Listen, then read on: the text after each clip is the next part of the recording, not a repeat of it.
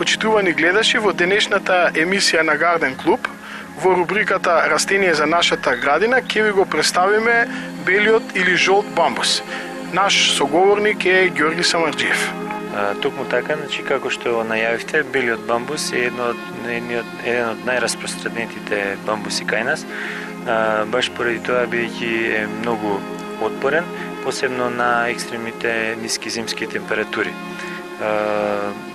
Збор два за него би рекле дека подолго време се одгледува кај нас во Македонија, во некои градини, во арборетуми, на повеќе места. Она што е карактеристично е бидејќи многу лесно и многу брзо се шири, буквално може да направи една експанзија во дворот, доколку не се посади правилно или доколку не се одржува.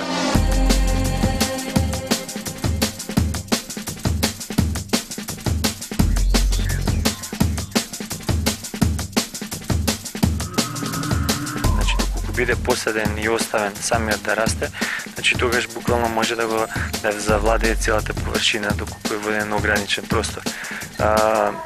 Тој се шири, ние ќе им покажеме на гледачите. Значи основно кај бамбусот е неговиот ризом, неговото подземно стебло, кое што се шири, нормално има коренчиња кои што црпа и хранливи материи, меѓутоа ризомите се многу агресивни со овие иницијални папки кои што се шират и потоа јавуваат нови гранчиња. Значи буквално по површината на земјата, значи може да се расшири на површина од 5-10 па дури 20 метри квадратни. Затоа од тие причини ние предпочитаме и советуваме, доколку сите градинери сакаат да имаат еден бамбус во дворот и тој да биде посаден директно во почва, бамбусот прво да биде посаден во голема саксија и саксијата да биде посадена во земја. На тој начин зидовите на саксијата на некој начин ќе го одграничат и ќе го спречат.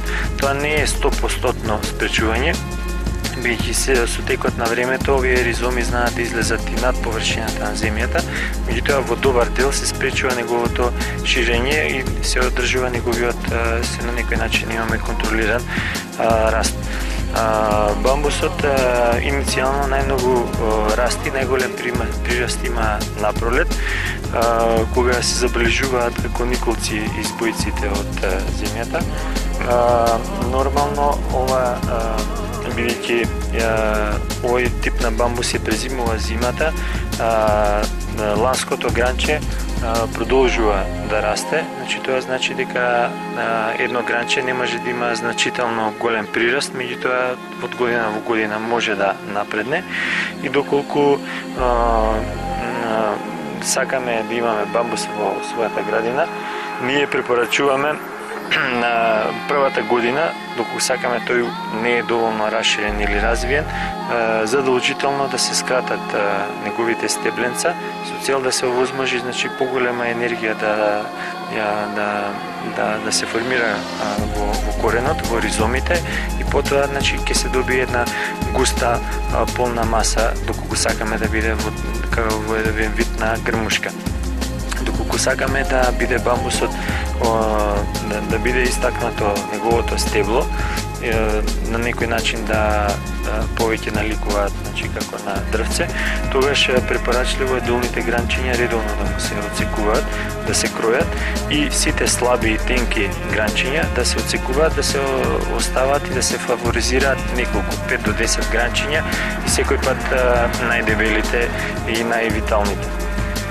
Георги кажа дека се одгледува од поодамна, меѓутоа јас сум забележал дека посебно е популарен последниве години и дека е веќе кај јапонските градини, веќе заедно со јаворот и со некои типови на рододендрони е како заштитен знак. И нашите љубители на градини најчесто кога сакаат да формираат еден дел што личи на јапонска градина, често пати го користат за декорација. Дали сум во право? Точно, значи бамбусот е многу пред се бидејќи екзотичен и бидејќи го сретќаваме како елемент од јапонските градини, од водените градини. Значи, благодарение на неговата екзотика, значи е многу посакувано растение во повеќето градини. Со да речеме една напомена дека тој во исто време може да биде и многу декоративно, особно или внатрешно растение, меѓутоа и мора да се крои.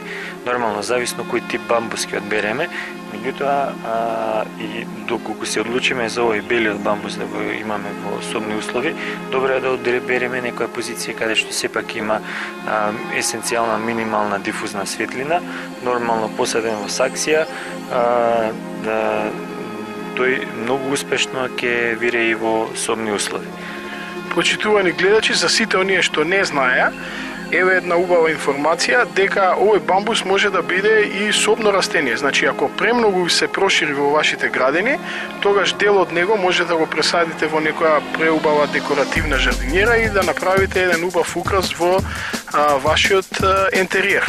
Точно, со тоа што, значи, повторно напоменуваме дека во тој случај треба да се крои. Нормално може да се случи врвот да удри во плафонот на собата, па да бидеме приморани да го скратиме.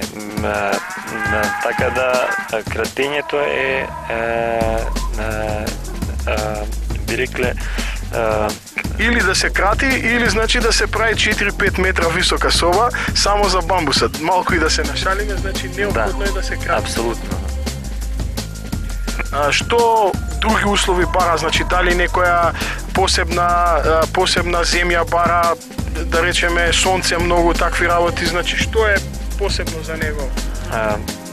Значи, карактеристично за него дека е светлолюбив, може да обстане во полусенка. Нормално многу брзо и многу добро се развива на ровки и плодни почви, меѓутоа и доколку нормално почвата е со послаб квалитет, има неопходна минимална влага, тој ќе успее и ќе продолжи да расте и да се развива нормално послабо, меѓутоа нема да угине. Доколку е во длабока сенка, нормално може да има послабо развиена крошна, поисциглени гранчиња со помалку ливчиња. Во тој аспект, меѓутоа издржува и во сенковите позиции. Но би рекле дека пред се, значи, доколку имаме услови да фаворизираме и да биде посаден на отворена позиција.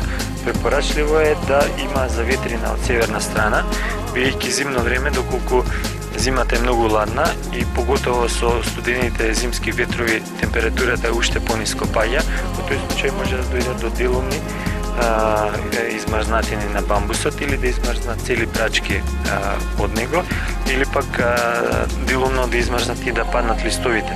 Меѓутоа напролет многу успешно се регенерира и пушта нови изданци, нови гранчиња.